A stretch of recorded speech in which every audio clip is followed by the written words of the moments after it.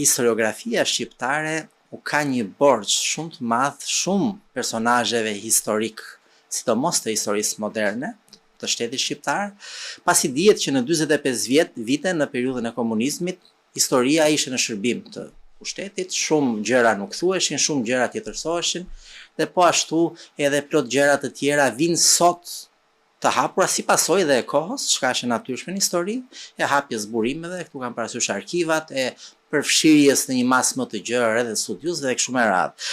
Kështu që ja u kemi borxh, jo vetëm në aspektin moral, të themi, të trajtimit tyre, unë i quaj personazhe historik, jo personalitete, sepse është më korrekte në pikpamje shkencore personazh historik, por edhe në pikpamje pra jo vetëm të metodologjisë studimit, por edhe në pikpamje të moralit.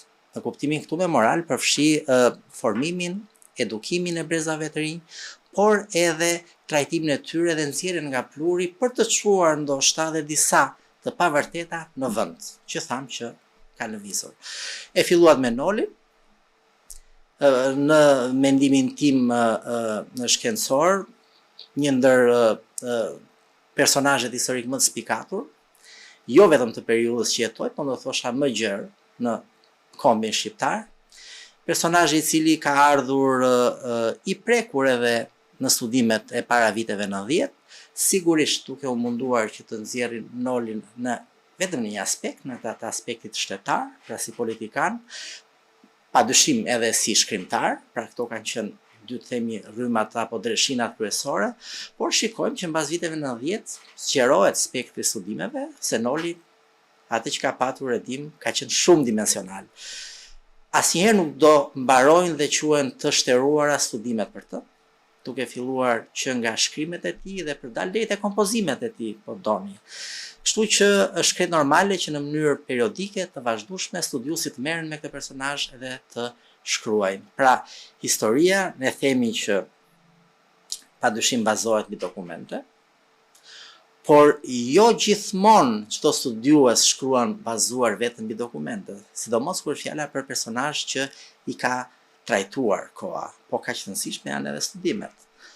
Sepse vim në pikën pastaj që ndonjëherë duket që shikose unë po shhy dhe kam gjetur një dokument të ri, ndërkohë që ky dokument mund të jetë i ri për atë që shkruan, por shumë të tjerë më përpara mund ta kenë trajtuar. Por që përfundimi është që është padyshim figurë historike, personazh historik që ende intrigon.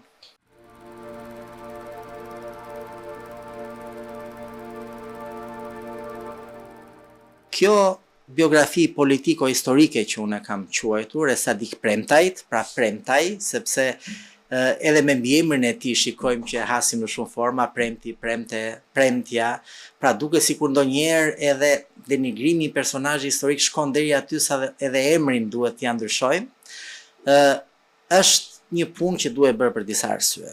E para, duhet thënë që është një botim, është një biografi e cila ka zbatuar, ose unë jam përpjekur të zbatoj në mënyrë rigoroze parimet metodologjike të shkrimit të një biografie politiko-historike, si historian, ku do të thotë që Sadik Premtaj si personazh historik hyn e del në historinë e Shqipërisë aso kohe, më saktë në historinë e smajtës shqiptare aso kohe, që do të thotë që nga padyshim fëmijëria e tij, jeta, shkollimi, angazhimi në grupin komunist apo si komunist, qasja e tij në grupin e të rinjve, sepse antari i atij grupi ka qenë, po ashtu themelimi i Partisë Komuniste, pra organizimi i parë i komunistëve shqiptar për themelimin e një partie, themelimi i partisë, periudha e pas themelimit, dënimi i tij, tentativat për të azhjesuar, pas çlirimit mbas haratisjes, largimi i tij për në Paris nëpërmjet Italisë, angazhimi i tij në Internacionalin e 4 trotskiste,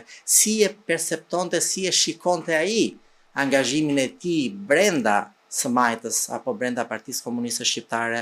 Për fat kemi trashëguar disa dorëshkrime të tij, jetëshkrime më saktë të tij, që unë i kam trajtuar në botim, ku ai qartazi pozicionohet në këtë themi tërësi zhvillimesh. Sigurisht i pozicionohet në atë këndvështrimin e tij dhe duket që në këtë këndvështrim dhe ato që thotë është i sinqert, sepse janë gjëra që provohen nga historia, sepse e vërteta historike ose përvoja historike këtë gjë bën. kur shkruan kujtimet. Nëse ato përputhen, atëherë tregon që je në, thuaç, ke thënë të vërtetën tënde, por edhe të vërtetën e të vërtetës. Kështu që vjen një personazh ose ishte nevoja që si personazh të trajtoj, po ashtu për më tepër një këndvështrim jo i ri në kuptimin që sepse e reja gjithmonë duket sikur po e fillon ti nga fillimi të shkruash për këtë gjë, po e re qoftë në pikpamje kohore, por edhe të prurit dhe më të fundit studimore, sepse ne ato shikojmë. Arkivat e reja që hapen, dokumentet e reja që unë kam përdorur në këtë botim, studimet e reja dhe sigurisht qasja që i bëjmë këtij trajtimi. Pra vjen një personazh historik si Sadik Premtja, i cili hyn e del, po flas kështu popullor, që në historinë e smajtës shqiptare, kontributi i tij, mënyra si ai e perceptonte, ku nuk pajtohej me linjën e Partisë Komuniste, pra të Komitetit Qendror në drejtimin e Enver Hoxhës, mënyra se si ai e refuzoi më pas, ose më saktë ju kundërvu këtyre zhvillimeve në përmjet angazhimit i politik, sidomos pas lufte në Internacionalen e 4, dhe padyshim në këtë biografi vijnë edhe aspektet njerëzore, sepse në fundit po flasim për njeri. Jo duke hyrë shumë në detaje në ato histori që ngelin dhe janë gjithmonë personale, por për t'i prur lexuesit një skicim të një personazhi historik me qasje shkencore dhe të balancuar jo në kuptimin e kompromisit historik, sepse historiani nuk bën kompromise, pra hajde tani ta balancojmë edhe t'i nxjerrim gjëra sa më të pranueshme, por në kuptimin e qasjes në një personazhi i cili ne pikëparë vlerësojmë për angazhimin politik, për qëndrimin e tij ndaj vendit, shpesh them çështjes kombëtare, pra dhe po ashtu padyshim edhe në ato çka ai ka lënë si trashëgimi. Pra mendoj që është në biografitë e para që shkruhet në historiografin ton duke zbatuar një metodologji të tillë shkencore.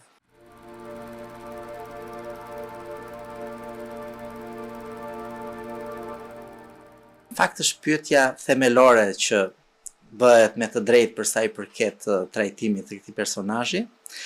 Pse? Pra, deri ku shkon? Në fakt është krejt njerëzore, sepse flasim për njerëz, edhe të gjitha këto që preke qëndrojnë brenda një të vërtete. Kemi mësuar në historinë e para viteve 90 në shkollë që armiku, tradhtari, kriminali Sadik Premtaj kishte ambicie që të bëj për më shumë dhe në momentin që nuk u përfshi në struktura drejtuese kur u themelua partia, ai doli kundër. E marrim se është kështu. Një pjesë e saj sigurisht qëndron. Po pyetja themelore është pse Sadik Premtaj nuk duhet kishte ambicie për këtë gjë dhe të tjerë duhet kishin, përfshirë këtu dhe Enver Hoxhën. Pra pse pikërisht te Sadik Premtaj kjo quhej si erezi, ndërkohë që të tjerët mund kishin ambicie. E ka një shpjegim, padyshim. Dhe shpjegimi vjen gjithmonë duke u bazuar në marrëdhëniet e brendshme ndërmjet tyre. Pra duke filluar ndërmjet tyre, një ndërmjet shqiptarëve, por vjen dhe një dimension i ri që përfshihet në këto marrëdhënie që është elementi i emisarëve apo emisarët jugoslav. Pra që ndihmuan apo asistuan në themelimin e Partisë Komuniste, kanë kontribut padyshim në themelimin e saj, por që jo çdo gjë është e tyre. Edhe kjo ka dhe një kuptim logjik që sa do të mundohesh nga jashtë të bësh diçka në shtëpinë e tjetrit, nuk e bën dot nëse i zoti i shtëpisë nuk, pra, po ta thjeshtëzojmë pak bisedën. Padyshim që është roli i tyre i spikatur, por problemi qëndron te modeli që ata provojnë, për të dalë pak tepër plasjet. Pra modeli që erdhi ishte ai stalinist. Tito vet zbatonte në këtë kohë pra Partia Komuniste Jugosllave këtë model të marrë nga Bashkimi Sovjetik dhe jo vetëm Tito, por dhe partitë e tjera komuniste, këtë model kishte, këtë model përçoi pruri edhe në Shqipëri. Dhe përplasja e parë ndërmjet tyre, nëse do ta kthejmë në një Sadik Premtaj me Enver Hoxhën, duhet thënë Anastas Lula, Sadik Premtaj në një rinkrah, pra dy drejtuesit e grupit të rinjve komunist dhe Enver Hoxhës apo Komitetit Qendror Provizor që u themelua, pra që u krijuan pas themelimit të partisë. Qëndron pikërisht në çështje të tipit parimor.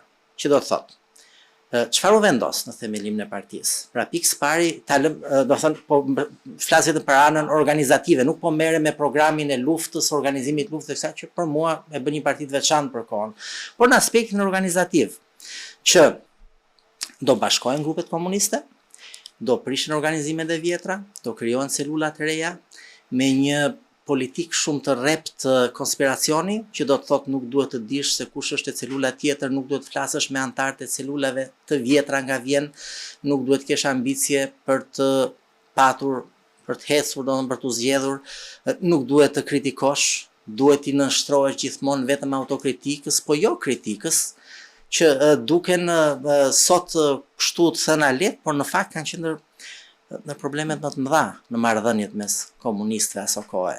Dhe çfarë ndodh? Grupi të rinjve është grupi që goditet pikërisht për këtë gjë. Duke filluar nga drejtuesit e saj, po doni kalojmë dhe pak më poshtë. Profesor Kristof Rashi ka qenë antar i grupit të rinjve. Është përjashtuar nga partia komuniste në të njëjtën ditë me Sadik Premtaj, me të njëjtin pothuajse motivacion. Pra, sepse ishte person edhe profesor Kristo i thoshte pse? Dakor, pse? Do bëni këtë pse? Nuk do flisni me lidhjet e vjetra, si mos i flasun shokut që jam rritur, edhe ta shikojnë rrugët bëj sikur nuk e njoh. Pra gjëra krejt njerëzore, po mundohem që të shpjegoj për dëgjuesin, shikuesin pikërisht kontekstin, sepse marrëdhëniet shoqërore si atëherë dhe nga hera diktojnë shumë vendimarrje të rëndësishme. Çfarë ndodh sot në thelb? Nëse dy drejtues shteti kanë marrëdhënie mira shoqërore, sigurisht që edhe ato politike shkojnë më mirë. E njëjta gjë ishte edhe brenda radhëve të kësaj partie.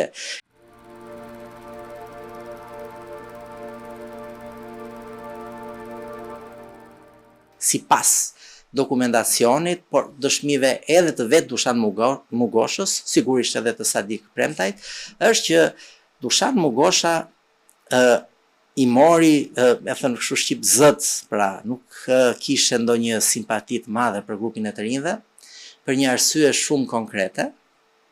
Dushan Mugosha ishte i paformuar. Vinte nga klasa punëtore, pra sigurisht që kishte një lloj inferioriteti ndaj të lezuarve, dhe grupi të rinjve përbëhej nga njerëz për kohën më të rinj, më të lezuar, më të arsimuar.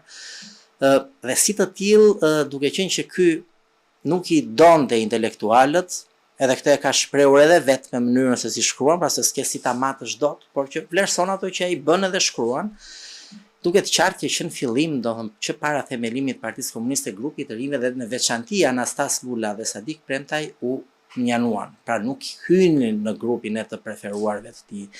Dhe kjo gjë del qartë edhe kur Dushan Mugosha shkon mbas themelimit të partisë, i deleguar, pra i dërguar në qarkorin e Vlorës, edhe ka shkruar për këto, si thuash, daljen terren, dhe aty kuptohet qartë se çfarë qëndrimi kishte ky ndaj Sadik Premtajt.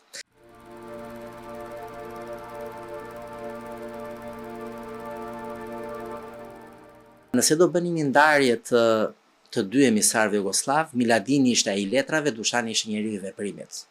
Edhe shkonte edhe me formimin e tyre. Dhe po ashtu duhet bërë qartë edhe një ndarje ndërmjet tyre për sa i përket ndikimit që ata patën në politikën shqiptare aso kohe, por edhe të pasojave për shumë gjëra që erdhi nga kjo përfshirje.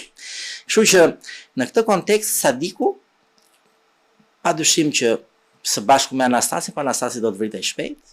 Sadiku kishte një shtrat jo më të zgjeruar, por një shtrat shumë të shtruar të përkrahasve të tij në Vlorë, e kryesisht në lumin e Vlorës.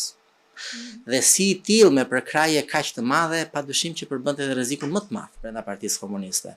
Pra të mendojmë pak nëse platforma e Sadik Premtajt do të kishte dominuar mbi platformën e Partisë Komuniste, pra si fraksion i ndar absolutisht, më pas me program të qartë politik, që unë e kam trajtuar në botim sepse e kam gjetur në arkiv, dhe të mendojmë pak nëse Sadiku do kishte arritur që atë përkrahje që i dha fillimisht lumi i Vlorës ta kishte mbajtur deri në fund të përpjekjes tij. Do kishim patur ndryshime të tjera. Dhe këtu një histori tjetër. Për një periudhë të saktuar besoj se po, sepse ka dhe një element tjetër të rëndësishëm në këtë histori të mbështetjes tij në Lumën e Vlorës.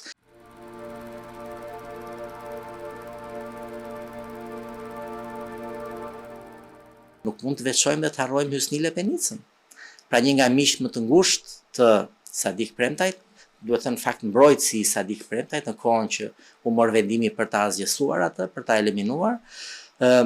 Padyshim një nacionalist me një reputacion ndoshta edhe më të zgjeruar se Sadik Premtaj, megjithëse kjo është vështirë ta thuash sot, por që nacionalist me ndikim i cili ishte shprehur, kishte bërë aksionet përbashkëta dhe me frontin, kur vjen puna për luftime ndaj pushtuesve italian. Ishte shprehur pashtu madje Sadiku shkon deri aty sa e quan edhe antar Partisë Komuniste. Pra në pikpamje i majt. Por sigurisht fillon distancohet gradualisht nga antarësia e tij në grupin e zjarrit, se fillimisht ka qenë zjarrist. Sadik Premtaj pretendon që ai ka qenë i angazhuar edhe mbas themelimit të Partisë Komuniste në këtë strukturë në një celulë të saktuar, çka në fakt mbështetet deri diku edhe historikisht. Në qarkorin e parë që dërgohet nga Tirana për të eliminuar, apo ende jo për të eliminuar, po kur triqet vrejtje për Sadik Premtaj në qarkorit, kur e përzur nga Tirana Sadikun, pasi e përjashtuar nga partia, qarkori që është nënshkruar nga Enver Hoxha, sepse kjo nuk e bën një vendim personal, se dhe këtu do ndalemi pak, nuk e bën një vendim personal të Enver Hoxhës këtë masë, është një vendim i qarkorit, sikurse sot i nënshkruan kryeministri vendimet e Këshillit Ministrave, po pretendohet që është vendim i Këshillit Ministrave, pra kjo nuk e bën Enver Hoxhën as më të mirë as më të keq në kuptimin është procedurë. Por ajo që thuhet në fund të kësaj qarkore është që të merren masa që të sqarohet DHL, Hysnile Penica, për gabimet pak a shumë, kështu thuhet, të Sadik Premtajt.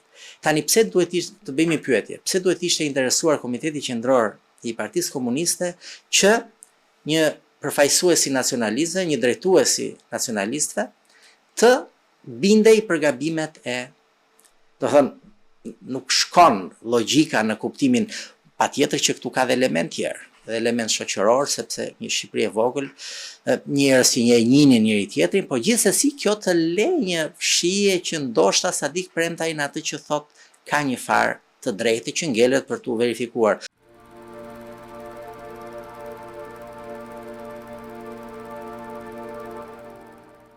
Kjo padyshim që për sa i përket Hysnile Penicës nuk përbën, domethënë, se po idhemi diku po kërcejmë, se sot nuk e prek dot për ata që shkruajnë për ballin kombëtar, po the që Hysnile Penica ka qenë antar i Partisë Komuniste, fillojnë të shajnë.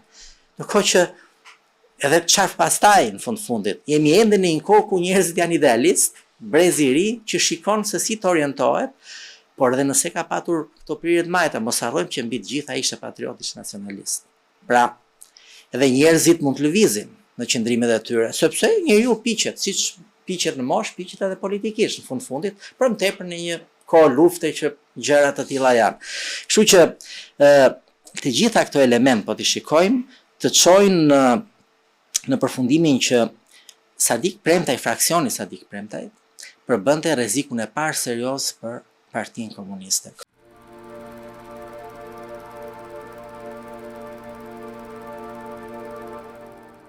Unë jam i mendimit që padyshim që Enver Hoxha dominonte, edhe sidomos kur u zgjodhën kryet kësaj partie. Për mos thënë që ka dominuar që në themelimin e saj, se unë hyra pak te këto marrëdhënie shoqërore.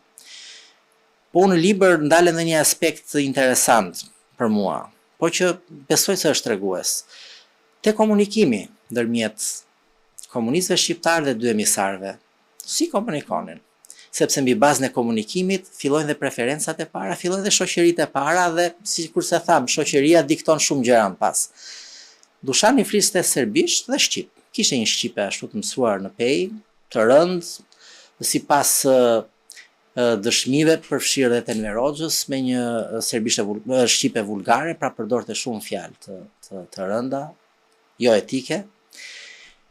Dhe e kishte mundësinë e komunikimit me komunistë shqiptar më të madhe se Miladini që fliste serbisht, sigurisht po edhe frëngjisht. Por megjithatë shikojmë një ndarje të çuditshme brenda këtij grupi komunikimi. Rreth Dushanit u mblodhën shumë të gjithë serbisht folësit komunistë shqiptar, duke filluar që nga Koçi Xoxe, Ramadan Çitaku e kështu të gjithë me radhë, pra pjesa, pra shikojmë grupimin e parë që preferonte ta kishte shkëmbimin në gjuhën e tyre, domethënë. Kemi Miladinin që nuk fliste shqip, po fliste frëngjisht. Dhe këtu shikojmë grupin e dytë, që nga Enver Hoxha, Qemal Stafa, gjithë me radhë që ishin frëngjisht folës. Dhe po të shikojmë edhe për zgjedhjen e parë, për zgjedhjen e komitetit qendror, shikojmë që shkon pak a shumë tamam sipas shijeve të dy emisarëve, por deri diku edhe të Enver Hoxhës. Kështu që unë jam i mendimit që ajo tesë sot thuhet që Enver Hoxha i shërbeu Jugoslavëve, në këtë gjë unë mendoj që Enver Hoxha më shumë i përdori të dy Jugoslavët për të arritur pra atë që arriti.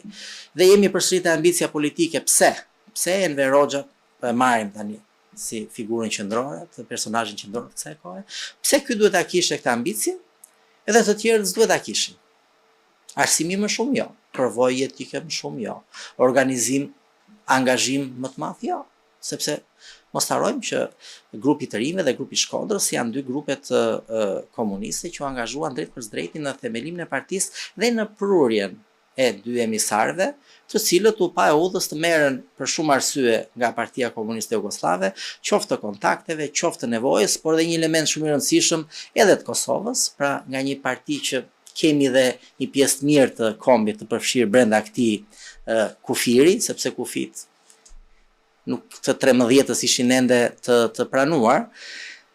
Kështu që gjithë ky angazhim si u shpërblye në fund, Anastasi binte si zgjedhje në komitet, pasi u mor vendimi që nga drejtuesit e grupeve komuniste nuk do ketë të përfshirë për arsye mosmarrveshjes, ndërkohë që mendoj që Sadik Premtaj duhet ishte antar i komitetit qendror dhe nuk u zgjodh, dhe nga grupi i rinjve u zgjodh Ramadan Çitaku, dhe u përmenda pak më përpara arsyen apo komunikimin në gjuhë. Madje profesor Kristoja e trajton shumë mirë këtë gjë, se ka bërë 2 votime që dihen, pra historia e smajtës shqiptare, që është një votim shumë i mirë, por dhe jeta e historiani, ku ai tregon për veten e tij dhe kohën kur ishte pra antar i kësaj partie.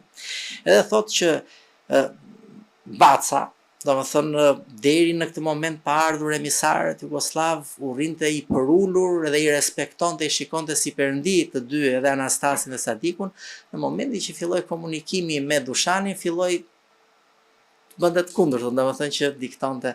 Domethënë nuk do të harruar që janë marrëdhëniet njerëzore në fundit, që përcaktojnë shumë gjëra, por padyshim pastaj ngelet për tu parë dhe vlerësuar angazhimi politik.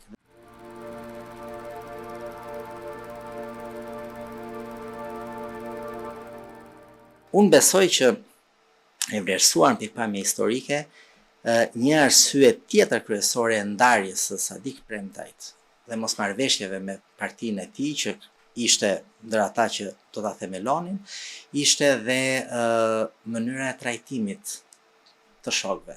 Pra ishte kundër vrasjeve politike. Ishte njeri që nisur edhe nga formimi, por që me sa duket edhe nga ide trockiste që Diet Internacionale e 4 u krijua që në vitin 38, duket që është i updateuar, pra i lexuar me këto ndryshime. Ishte njeriu që mendonte që gjërat duhet zgjidhen politikisht, me konferenca, me diskutime dhe jo me vrasje. Dhe për mua kjo është një gjë shumë e madhe. Pra që të pozicionohesh që në fillim qartë kundër linjës. Tani dëgjojmë interpretime që thuhet në luftë shpesh nuk ka vend për konferenca. Dakor, sigurisht në lufta ka ato rregullat e veta. Por aty ku është e mundur që të flitet, duhet flitet.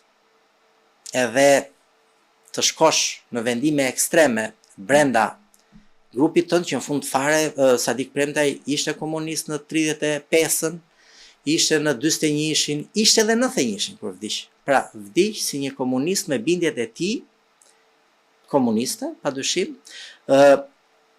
trockiste, pra që i distancuar qartë nga politika apo linja staliniste e marksizmit, dhe si i tillë unë mendoj që koha i dha të drejtë Sadik Premtes në pikpamje gjithmonë si përfaqësues i smajtës, qofte i smajtës ekstreme, por ama me këto veçori që tham, kundër dhunës, duke i mshuar më fort organizimit, sidomos pas lufte të klasës punëtore, kundër burokracisë, pra për tyrë ato ndryshimet ndërmjet linjës staliniste edhe trotskiste, dhe si i tillë, duke qenë që ka ardhur gjithmonë në 170 e sa herë përmend Enver Hoxha kur u themelua partia, krimineli Sadik, emrin e Sadik premte dhe gjithmonë krimineli tradhtari. Dhe pyetja e parë që më lexuesi është çfarë krimesh ka bërë? Pse ishte kundër? Mendonte për një organizim tjetër? Do të thënë, prandaj dalim te pyetja e parë, ja kemi borx si historian që të mundohemi sigurisht duke dhënë një kontribut të vogël për të zbardhur një personazh historik dhe një periudhë historike shumë delikate e të rëndësishme të historisë shqiptare.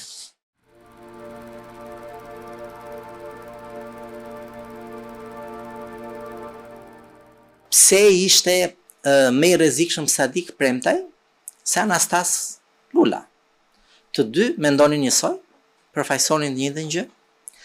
Madje Anastasi dhe nga mosha vjen edhe politikisht më i pjekur në kuptimin dhe të formimit që ta jep sikurse thash përvoja. Por çfarë ndodhi? Njëri shkon, pra mbasi u përjashtuan të dy nga partia, njëri shkon partizan i thjesht, Anastasi, dhe mbas pak kohë vritet me një gjyq ushtarak ton partizan të ngritur aty për aty, dhe humbet tërësisht, ndërkohë që tjetri shkon në lumin e Vlorës, pra e dërgoi në Vlorë, sigurisht që në Vlorë do shkonte në vendlinjen e tij, pra aty ku kishte mbështetësit e tij, dhe vazhdon angazhimin e tij politik. Pra duke propaganduar atë që bënin aso kohë komunistët, më shumë se sa nacionalistët duhet të them madje. Sepse ishte fryma e kohës, ishin të rinj, pra kishte një ato elementet që dihen. Dhe lumi i Vlorës, sikurse kishte treguar edhe në periudha të tjera historike, mos harrojmë që 20 vite nga lufta e Vlorës nuk janë shumë. Pra janë ende gjallë njerëzit që luftuan në lumin e Vlorës apo në luftën e Vlorës. Dhe si e tillë e gëshëtuar me pushtimin italian, pra këta që hodhëm në det dje, por rikthehen përsëri. Atmosfera ishte e gatshme. Çështja ishte që cila rrym tani do të vendosej mbi tjetrën, do të zotëronte tjetrën me qëllim luftën ndaj pushtuesit. Dhe këtu duhet theksuar që komunistët shqiptar, Partia Komuniste ishte një hap para. Ballit kombëtar i cili do të formohej më vonë. Jo në pikpamje të formimit patriotik të përfaqësuesve të ballit kombëtar, flas gjithmonë pikpamje organizative. Njerëz të rinj, pra 18-20 vjeçar, të cilët themelojnë një parti, dhe Parti Komuniste e cila në plan të parë, pra po të shikojmë rezolutën e themelimit dhe gjërat duhen thënë siç janë, ka luftën e pushtuesit. Tani, cili dhe shqiptar nuk e donte që t'i thoshe kjo parti do planin e saj kryesor ka çlirim në vendi, pastaj përmbysjen e të gjitha me radhë, pra populli të marrë pushtetin. Pra është një melodi që e donte çdo vesh shqiptari, madje edhe pjesa tjetër që dhe që do prekej mbas lufte nga masa që do merreshin, pa dyshim që kur vinte puna të çlirimit të luftat këto, shikonte kraun e ri i cili ishte më aktiv dhe në thelb që këtu fillon ndarja në fakt, edhe politike mes shqiptarëve. Çka përsëri të çon në një drejtim të kuptueshëm. Një 20 vjeçar me një 70 vjeçar nuk mund të kenë dot qoftë në ritmin e jetës, në lëvizje, në angazhim, por po doni edhe në perceptim të një të ardhme që dukej që po vinte ndryshe. Sepse unë kam bindjen që një pjesë e mirë, jo personale, kur flas për bindje shkencore, që një pjesë e mirë e nacionalistëve shqiptar, që me një kontribut shumë të madh, që nga Mitat Frashe, gjithë me radhë, në pavarësinë e Shqipërisë, në 1920 në konferencë e paqes, në krijimin e shtetit shqiptar, të diplomacisë shqiptare, të po doni edhe të letërsisë e kështu me radhë shqiptare, menduan që po përsëri një skenar. Pra një luftë botërore, do mbaroj lufta, kushdo që të vi, sido që të vi, përsëri do merret vesh me ne që jemi elita e vendit intelektuale, shumë e radhë. Ashtu kishte ndodhur, po lufta e dytë tregon gjithë botën që nuk do të ndodhte më kështu. Sepse hyri pikërisht ideologjia komuniste, hyn organizimet e këtyre partive komuniste, të cilat e tjetërsuan të gjithë natyrën e luftës dytë botërore. Dhe kjo e gërshetuar, sikur të thash, ideologjia me moshën, por dhe me nevojën e kohës, bën që Partia Komuniste të ishte më e suksesshme. Pra duhet ndarë organizimi politik, këtë që folëm deri tani, me qëllimin e parë saj, çlirimin e vendit. Çlirimi i cili më pas sigurisht ta diskutojmë se si u tjetërsuan shumë gjëra dhe se si erdhi pastaj edhe çfarë pasoja shpati. Por në thelb për të ndalur dhe kthyer te lumi i Vlorës, këto ishin përplasjet më të mëdha. Pra cili do dilte dhe do kthente popullin e vete. Dhe këtu deri në pothuajse deri në fund të vitit 42 dominonte Sadik Premtaj dhe madje duhet thënë jo vetëm si rrym, pra atë që thoshte si simpati personale e tij, po doni edhe para Hysni Kapos. Pra thyerja e fraksionit apo e Sadik Premtajt në atë që përfaqësonte ka filluar në Tërbaç, në fshatin e Hysni Kapos. Pra aty ku Hysniu kishte familjen e tij dhe përkrahas e tij, dëgjoi më shumë Sadik Premtaj. Dhe është pikërisht vendi ku u thye, pra aty ku Hysni Kapo arriti që të bindi bashkëtarët e tij, më pas të bëhet siç ndodhte, që mblidheshin aty në shef fshatit. Pra si të thuash që në historiografinë komuniste ne mësuar thuhet që u demaskua linja fraksioni i kështu me radhë, u ndryshua pra pllaka, edhe që ka ky moment fillojmë që ka një tërheqje pjesë-pjesë, pra si të thuash edhe humbje pjesë-pjesë të potencës politike të Sadikut në lumin e Vlorës. Edhe unë mendoj po ashtu që nëse do hynim në marrëdhëniet e pas luftës, një nga arsyet që Enver Hoxha e trajtoi gjithmonë si krahun e tij të djathtë, edhe njeriu e tij pak çfarë mund vlerësoj më të dashur, më thonjza që kishte ishte Hysni Kapo. Ndoshta pikërisht sepse në një moment shumë të rëndësishëm jetik të Partisë Komuniste dhe të Enver Hoxhës vet, Hysni Kapo arriti që të ndrojë lumin e Vlorës dhe të kishe me vete ose kundër lumin e Vlorës, sigurisht që kjo ishte mbështetja më e madhe që do kishte në luftë ose kundër teje. Pra, shikojmë. Dhe është një moment shumë delikat. Tjetra që duhet thënë po ashtu, përderisa se lumi i Vlorës, si qendër e luftës, kemi në vdekjen vrasjen e Hysni Lepenicës. E dëmtoi.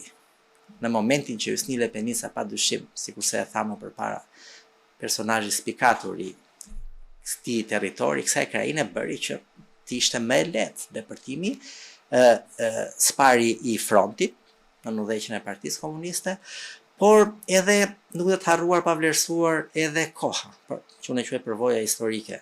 Lufta po shtroi, po zgjeroi, organizimi i frontit po bëj gjithmonë më madh, kështu që në një farë mënyrë pastaj është si puna e atij topit të borës që fillon i vogël në maj të malit, duke ecur pastaj kthehet në frymë edhe shumë shpesh njerëzit hynë, domethënë si thua ndjekin thjesht turmën. Kështu që është, por që pyetja është interesante, se është intriguese dhe ka nevojë për shpjegim.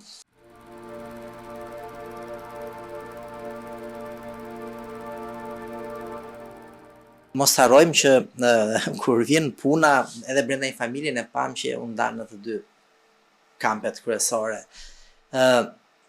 Dhe po ka që kuptim të është që dhe ndihmonin njëri tjetrin. Sepse ishin miqësit, ishin shoqërit, ishin lidhjet pra shoqërore, si tham, por po ashtu edhe njerëzore. Në kuptimin nuk mund bësh dot paralelizëm me kohën e sotme. Do ta bëjmë paralelizëm patjetër. Por do thosha që nëse i shikon sot që grihen e zihen në sallën e kuvendit, e kafja e kuvendit i ketë gjithë bashkë, domethënë në kuptimin që në thelb ngelin njerëz. Edhe aspekti njerëzor nuk ka munguar. Nuk ka munguar dhe unë këtë e quaj vlerë, se nuk ka lidhje me prirjet politike. Pra njeriu duhet të jetë njeri pavarësisht se asaj çka i beson politikisht. Sigurisht që tjetërsohet puna pastaj kur këto bindje çojnë në drejtime që fillon dhe ha tjetrin apo han njëri tjetrin, kjo padyshim pastaj që është tjetër punë.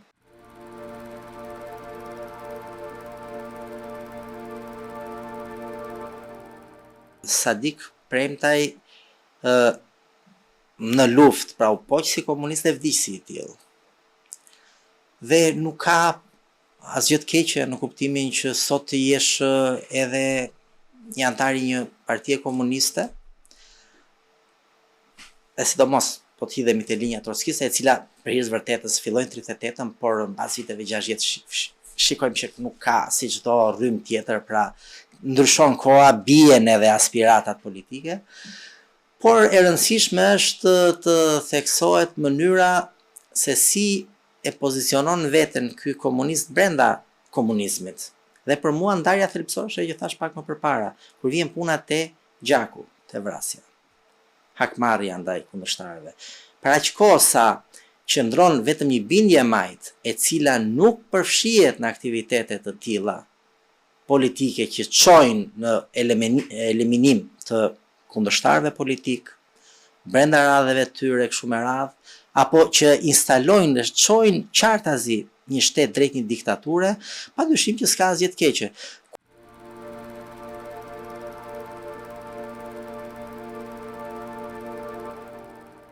Besoj diku në këto partitë e reja të majta të krijuara, të cilat përderisa po hidhemi në aktualitet, bisedën mund ta bëjmë, unë shpesh shikoj që sulmohen me pa drejt.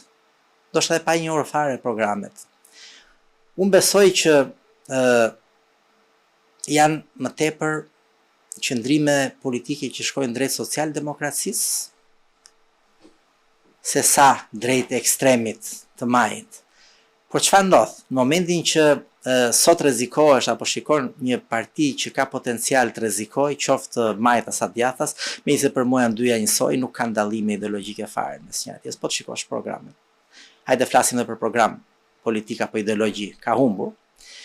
Por ama në një gjë është e sigurt që arrin të identifikojnë qartë se cila mund të jetë rrezik potencial.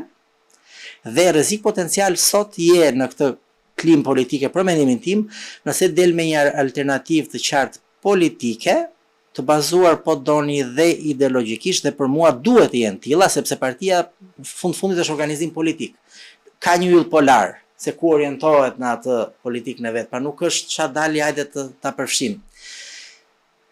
Dhe për më tepër që shkojnë drejt social-demokracisë, edhe këtu, unë nuk e di, nuk do të përmend emra, po modeli kam përshtypjen është një pjesë e tyre janë vendet skandinave. Edhe po e them emra, për shembull partia për mua, e Arlind Qorit është e tillë. Pra nëse këto vende, ky model është i vendeve skandinave, sikur se thash, shumë suksesshme në pikpamjen e ndërtimit të shtetit social, dhe ky që shkon drejt kësaj, pa aq sa e njohun ose nuk është se kam ndonjë njohje të programit të Mirfield kuptimin e kësaj, po atë që shikojmë nëpër media, dhe këto vende janë social-demokrate, atëherë hajde ta mendoj, po pse ndodh? Kjo është e rëndësishme, sepse në momentin që shikohet që mund të kthehet një potencial rreziku, padyshim që sulmohet. Dhe sot është gjëja më e lehtë, më në majtë të buzëve, po deshe që kur s'ka argument thuaj komunist. Përdor antikomunizmin për t'u strehuar dhe për të mbuluar zullume, ndonjëherë mëkate në thonjza, etj. Do të thënë, ndërkohë që ne na mungon qasja kritike ndaj komunizmit, socializmit për vërtetës, duhet të thënë kuptimin nëse do i rrim rigoroz, pavarësisht se masat janë tilla, për sistem diktatorial nuk diskutohet. Pra kjo është e pranuar edhe nga vetë ai që e krijoi, diktatura e proletariatit, kuptimin. Po diktatura është brenda. Dhe po ashtu qasje kritike si ndaj Partisë Komuniste, përderisa jemi te Sadik Premtaj, po më kaq shumë kritike edhe ndaj palës tjetër që unë them balli kombëtar është përfaqësuesi me spikator. Dhe pyetja e madhe ngel e hapur. Si ka mundësi? Pra në fund të çdo analize, çdo njeri që mendon thotë, "Dakor, po pse? Si është e mundur?" Pra si është e mundur që të dështoj politikisht një grup intelektualësh, padyshim domethënë që kishin diktuar jetën e këtij vendi, edhe të shkoj puna kështu si shkoi. Edhe për të shmangur pikërisht këtë marrjen e përgjegjësive, se ne ende vazhdojmë mendojmë në thelb bardhëzi. Pra vetëm kanë ndryshuar ngjyrat mbas 90-s, në thelb kemi të njëjtën skem mendimi, kemi të njëjtën skem dënimi, të njëjtën skem distancimi, lançimi thuaj si duash. Pra nuk ka. Po, vetëm se po.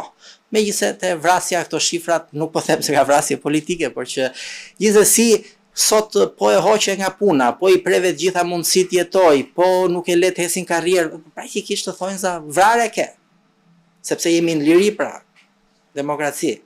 Do të thënë, kështu që kjo qasja kritike ndaj skaluarës ne na mban ende peng sot, dhe në momentin sepse kërkojmë jo vetëm të justifikojmë për të gjitha palët, një pjesë të ruaj statusin dhe të kaloj ndihet e atakuar si pasojë shpesh dhe shumë sulmeve të padrejta, sidomos te lufta, sepse unë mendoj që lufta duhet respektuar. Jo në kuptimin personal, në aspektin e vërtetës historike. Do thënë sepse ishte e rëndësishme me të gjithë elementet e saj. Nuk ka asnjëherë s'ka për të patur në këtë botë konflikt të pastër, po e tregon edhe lufta e gjatë. Ukraina, po qoftë ajo që u mbyll dje, 2 vjeçaria, pra me Izraelin. Kështu që si e tillë, nëse mungon qasja kritike, që ne më në fund të distancohemi dhe të lëmë të merren me atë punë ata që kanë për detyrë të merren. Sigurisht historia është shkencë e formimit të përgjithshëm. Secili ka të drejtë të ketë, jo ka të drejtë, po duhet të ketë, nëse i thot vetes njeri i formuar, një mendim, por kaq. Por kjo nuk mund të shndrohet pastaj në frym apo të thuash që të dilet pastaj edhe shumë gjëra të kërkojnë të vendosen sipas kësaj fryme. Se biseda nxjerr bisedën.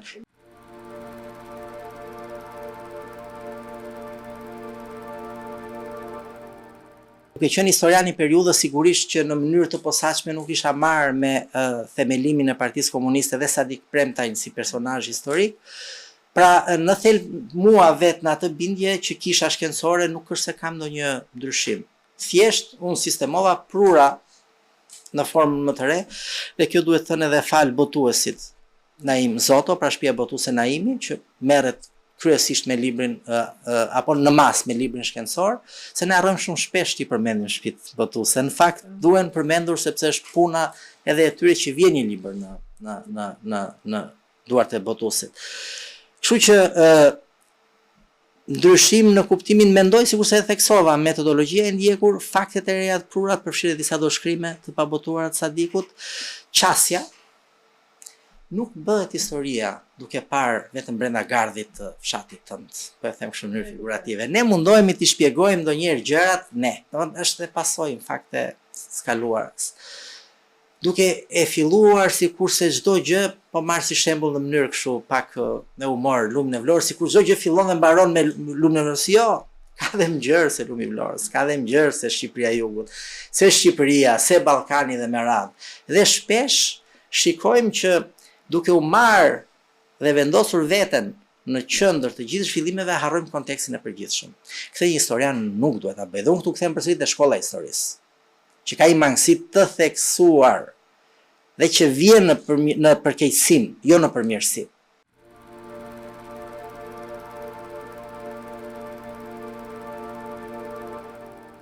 Në termin trotskist, po patyshim që të gjitha largimet mund të shikosh në këtë pikpamje, sepse vlerësojmë arsyet që i jepen në momentin e çarjes të largimit.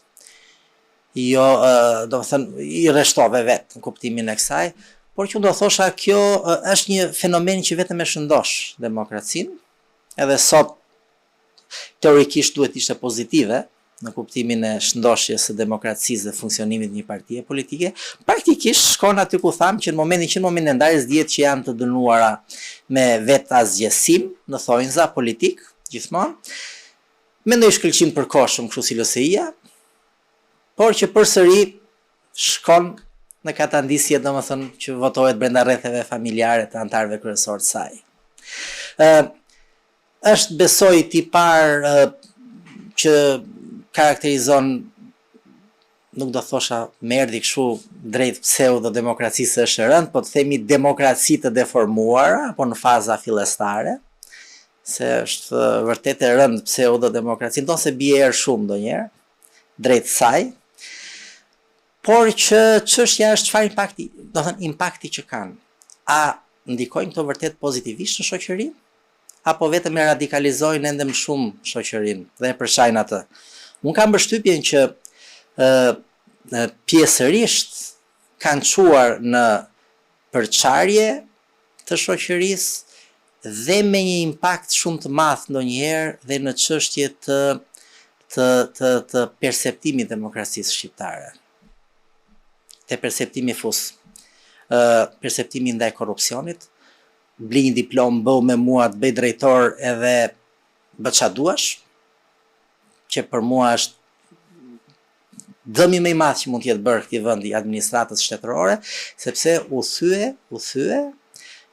koncepti i ndershmërisë, i shërbimit, konkurrencës, i shërbimit ndaj shtetit, ndaj shoqërisë, e kanë fjalën, konkurrencës, meritokracisë dhe shumë gjëra të tilla.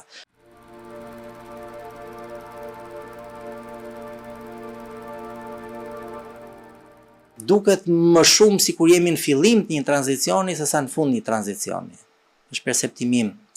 Nëse vitet e para të tranzicionit, pra pas 90-s, njerëzit e patën bisedë paraprake, nuk e dinin çfarë ishte kjo liri dhe çfarë kufish kishte liri, se interesantja është që në opinionin tim shqiptarët e kanë kuptuar gabim këtë fjalën demokraci. E kanë kuptuar që demokrat paga shumë. Nëse do të bëja një përgjithësim, një përkufizim, që demokraci do të thotë të bësh çfarë duash. Po, ashtu është. Po mbas kësaj ka një presje, vjen një por, për aq kohë sa ajo është e lishme dhe nuk prek lirin e tjetrit. Kështu që ne kam përshtypjen jemi në fazën e parë. Presja hala. Edhe në momentin që do vi presja, mendoj që do ketë një lloj stopimi, aty pastaj shikojmë tej. Sigurisht që hajtë diskutojmë. Ne fajsojmë regjimin komunisme drejt, sepse në një vend ku nuk dihet se ç'është liria, sigurisht s'ke si ta menaxhosh kur vjen. Pa hyrë në ato problemet e tjera, prona e gjitha me radhë, duke lënë përndjekjen si dimension të veçantë i cili sigurisht është kryesori, po flas në aspektin e shoqërisë, domethënë. Dhe e lëm deri këtu. Në fakt, po të shikojmë në histori, nuk është kaq. Të njëjtat fenomene që i shikojmë që në kohë të Republikës parë, pra të themi, apo të themi kohë e Zogut që përkuzën e qoftë presidencën e Zogut, qoftë edhe mbretërinë. Mbretëria ka sigurisht tjera tipare sepse kemi shumë angazhimin italian, por që po të shikosh me vëmendje mënyrën se si marrim kuvendin, parlamentin. Shikojmë që nëse nga vitet 20-24, 20-24 më sakt, ka një lloj fryme demokratizimi të jetës shqiptarëve, të politikës shqiptare, me një pozitë që herë ngatrohen, përzihen, janë bashkë, herë veçohen, por ama shikoni Shqipëri që po hedh hapat e parë drejt një rruge shteti demokratik. Me ardhin e Ahmet Zogut, kjo gjë mbaroi mbas revolucionit qershor. Pra, sigurisht përpjekjes Nolit, që shpesh e fajsojnë edhe Nolin se nisën bisedën me Nolin, që nuk e bënte dot. Tani duhet të kuptojmë një gjë që Noli vjen me parime politike, demokratike, që ishin të parakoshme për Ballkanin, për Shqipërinë, po e po. Pra mundohej që të injektonte parime demokratike apo një shtet demokratik në një vend që nuk e mbante, pra nuk e pranonte toka atë lloj bime që lule apo që ta quajmë si duash që po kërkonte të mbillej. Dhe për këtë gjë fajsohet. Pra që dështoi. Sigurisht që mënyra, konteksti, gjitha me radhë, domethënë do ta përjashtonin. Vjen presidenca Ahmet Zogut, në pas mbretëria, zhduket opozitarizmi, nuk po them diktaturë, por që lëviz nga autokracia në diktaturë. Pra në momentin që kjo Shqipëri e gatitur dhe e drejtuar në këtë frymë, më pas cimentoset në një regjim të pastër, pra diktatorial, sigurisht që këtij populli i krijon një mangësi shumë madhe në perceptimin e demokracisë dhe të lirisë. Janë shumë vite. Është pothuajse gjithë nga fillim shekulli 20, shumica e kohës shkon në këtë drejtim.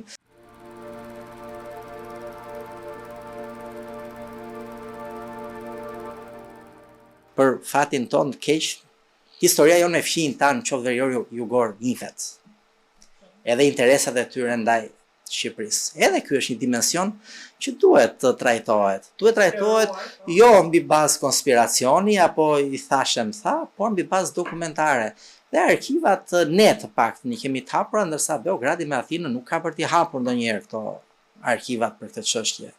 E mendoni dot se çdo të thotë të hapi Beogradi fondet e UDB-s, Oznës dhe pastaj të UDB-s? Po jo pak të rëndësishme janë edhe ato të sigurimit shtetit, por ne problemi është se këto fondet e sigurimit shtetit kemi kthyer kështu. Kur na interesojnë, e ka thënë sigurimi shtetit. Kur s'na intereson, hajtë se gënjen sigurimi shtetit i ka sajuar. Tani o bëjnë, o s'bëjnë. Sigurisht kjo thuhet lehtë këtu në studion tënde. Por që kërkon një trajtim shumë të kujdesshëm dhe dalin përsëri te shkolla e historisë. Problemi kryesor i joni është që nuk bëjmë analizë dur. Edhe kur flas për këtë, unë jam pak komod se po flas për veten se vi nga shkolla gjermane e historisë, edhe Leopold von Ranke është përfaqësuesi, është historiani gjerman që jo vetëm që e futi historinë trajtimi si shkencë, por është referencë për gjithë botën në kuptimin e kërkimit shkencor. Dhe jam mësuar me këtë gjë dhe gjë e parë që të mësojnë sa ulesh në auditor në fakultet historisë në Gjermani ku unë kam studiuar është që e fillojmë nga aja që do thot metodologjia e kërkimit shkencor dhe përsëri që në ditë e para thon po burimi, vlerësimi kritik i burimit, vlerësimi jashtë, vlerësimi brendshëm, ato gjërat që këtu te ne nuk bëhet fare. Dhe nëse nuk ndodh kjo gjë ashtu si duhet për në pikpamje të metodologjisë, sigurisht që mund të arrish përfundimin herë gënjen sigurimi shtetit, herë nuk gënjen. Po ndonjëherë kjo ka prapavi tjetër, jo shumë të metodologjisë.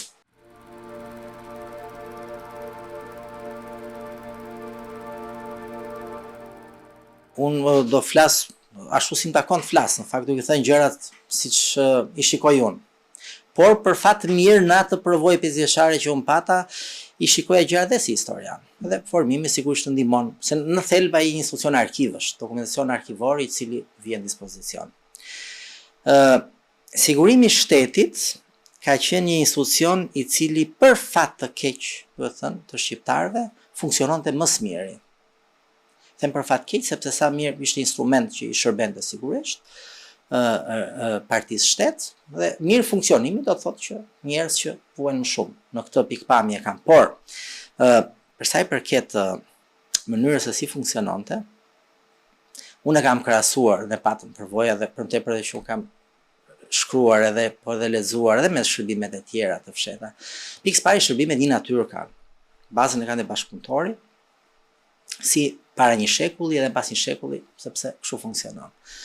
Sigurisht që dallimi kryesor, nëse më jep 2 minuta më shumë për ta shpjeguar, dallimi kryesor ndërmjet shërbimeve të fshehta në demokraci edhe në diktaturë është që nëse në diktaturë i shërben jetës të partisë shtet, pra që ti shtosh jetën partisë, në demokraci i shërben sigurisë kombëtare. Mënyrat janë të njëjta në mënyrën se si funksionojnë, baza e bashkëpunëtorit, gjitha këto me radhë. Por ama dy qëllime të ndryshme.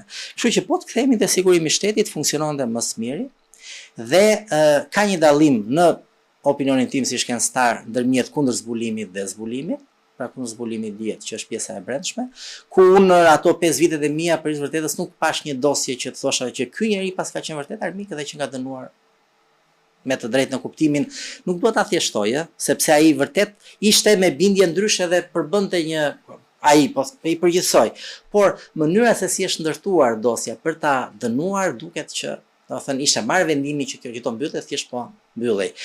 Por dalim te pika më po kaq jo më e rëndësishme, po kaq e rëndësishme zbulimi, marrëdhëniet me shtetet e fqinj.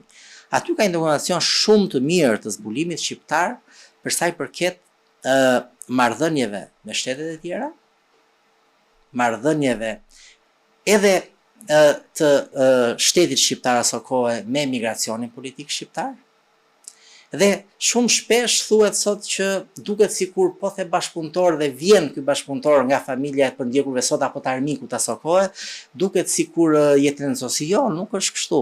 Dhe ka një logjikë e gjitha, sepse bashkëpunëtorët adorueshin këta që ishin armiq. Atëherë me kë do rinte në thonjza ky armik? Do rinte me një armik tjetër. Atëherë bashkëpunëtori detyrimisht do vinte nga këto radhë sepse ai nuk do fliste me sekretarin e parë, edhe të bënte ti shpaloste pikpamjet e tij. Pra kjo nuk e bën pis këtë gjë në kuptimin e trajtimit. Sigurisht është e hidhur në kuptimin e qendresës së bashkëpunimit, por që unë jam mësuar mos të paragjykoj askënd aty që ka edhe që ka bashkëpunuar, sepse për aq kohë sa nuk e di vetë ta ke shkaluar në kurriz si përvojë tillë sigurisht s'mund të. Por ama nga ana tjetër them qartazi që Ajo pjesë që është evidentuar si e tillë që tani është larguar mjaft, s'ke masën politika s'fillon. Politika është mosha 40 vjeçare tani. Është mesomosha. Ka dhe ca që të moshës madhe, ka ngel ca. Por që tani pse mbas 26 vitesh dhe jo kur kishte sens në fillim viteve 90, kur kishte edhe vlerë më shumë në aspektin. Tani padyshim që ka një vlerë shumë madhe institucion në aspektin e edukimit. Brezave të rinj, të gjitha studimor. Ndërsa karriera politike aty tani mund të ketë ngelur ndonjë që ka qenë tamam antar partie që dominon, por që në thelb po, është cikël jetik. Kështu që në këtë pikpamje, sikur se e thash, është e rëndësishme që në këto 35 vjet kësaj kategorie mos i ishte dhënë mikrofonin në dorë. Et na shiste parime demokratike, na tregonte se sa i vështirë e i dhimbshëm ka qenë regjimi, jo, ka qenë, po jo nga goja e kësaj kategorie. Sikurse mund thuhet dhe ashtu pastaj kur fillon edhe shkruan dhe për atë gjë dhe ke qenë veti përfshirë në ato struktura, kjo është akoma më e dhimbshme. Këtu bjem dakord që është i qartë tranzicioni kështu tallavan.